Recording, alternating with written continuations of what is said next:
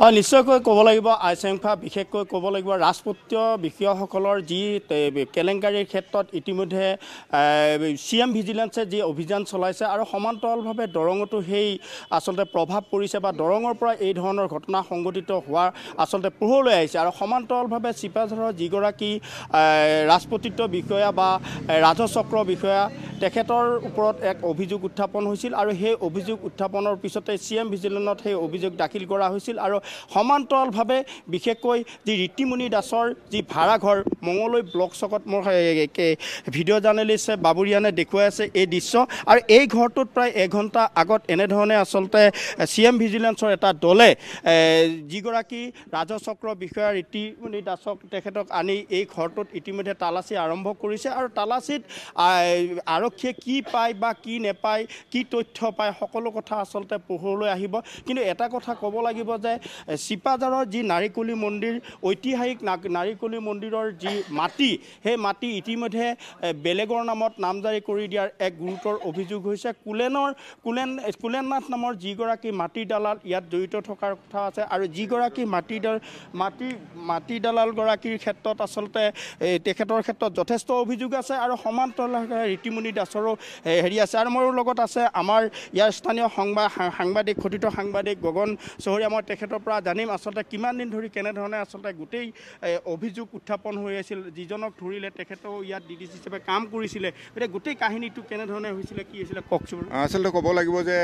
যিসকল ৰাজপত্ৰিত বিষয়া দৰঙলৈ আহিছে বা তেওঁলোকৰ ভিতৰত বিশেষকৈ নাম আছিলে যে তনবীৰ ইউছুফ আৰু এইফালে ৰীতিমণি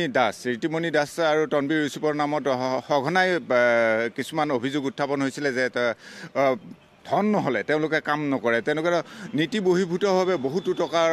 সম্পত্তি ঘটিছে আৰু এই ক্ষেত্ৰত কিছু হাত উজান দিয়া আমি গম পাইছিলোঁ যে পংকজ ডেকা নামৰ যিজন DDC বিষয়া আছে সেইজন বিষয়াই তেওঁলোকক হাত উজান দিছিলে কাৰণ ইমানখিনি কাম কৰিবৰ কাৰণে পংকজ ডেকা যিজন DDC আছিলে তেওঁলোকৰ যদি সহযোগ নকৰে এইখিনি কাম কৰিবৰ কাৰণে সম্ভৱ নহ'ল হয় যি নাৰিকলিৰ মাটি দখল বা মাটি হস্তান্তৰকৰণ এই নাৰিকলি মাটি হস্তান্তৰকৰণৰ ক্ষেত্ৰত ৰীতিমণি দাসে এক জালিয়াতিৰ সুবিধা লৈছিলে কাৰণ যিজন নাথ নামৰ ব্যক্তি আছিলে মাটিদাৰ কুলেননাথৰ সহায়ত তেওঁ এই কাম কৰিবলৈ সুবিধা পাইছিলে আৰু এটা কথা ক'ব লাগিব যে এইজন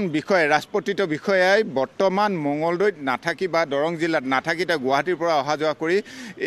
এই কাৰ্যালয় চলাই আছে এইটোৱে সঁচাকৈ ক'ব লাগিব যে এইটো এটা আয়ুক্তগৰাকীয়ে কি ধৰণে লয় এই ৰাজপত্ৰিত বিষয়াসকল বেছি সংখ্যক ৰাজপত্ৰিত বিষয়াই মঙলদৈত নাথাকি বা হেডকোৱাৰ্টাৰত নাথাকি তেওঁলোকে কাৰ্যভাৰ চলাই নিয়ে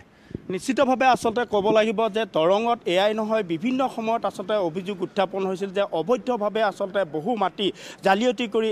এছাম দালালৰ জৰিয়তে একাংশ বিষয়া কৰ্মচাৰীয়ে যে লুটপাট চলাই আহিছিল সেই কথা আচলতে আজি নহয় আজি বহুদিন ধৰি এনেধৰণে চলি আছে আৰু ঠিক তেনেধৰণে আচলতে আজি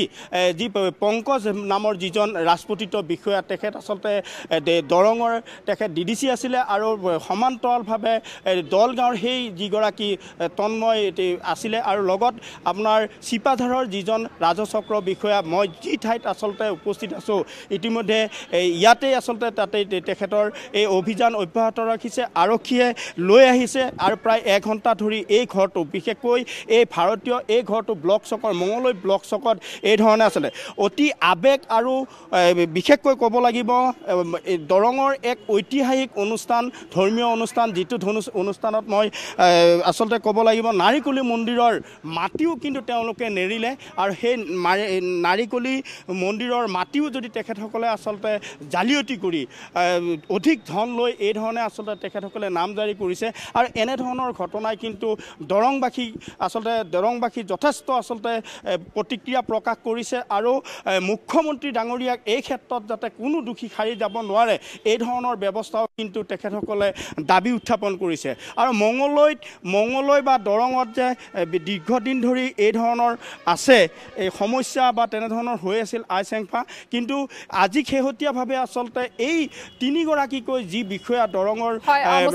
আপোনাক এই মুহূৰ্তত ধন্যবাদ জ্ঞাপন কৰিছোঁ আপুনি শেহতীয়া তথ্য জনোৱাৰ বাবে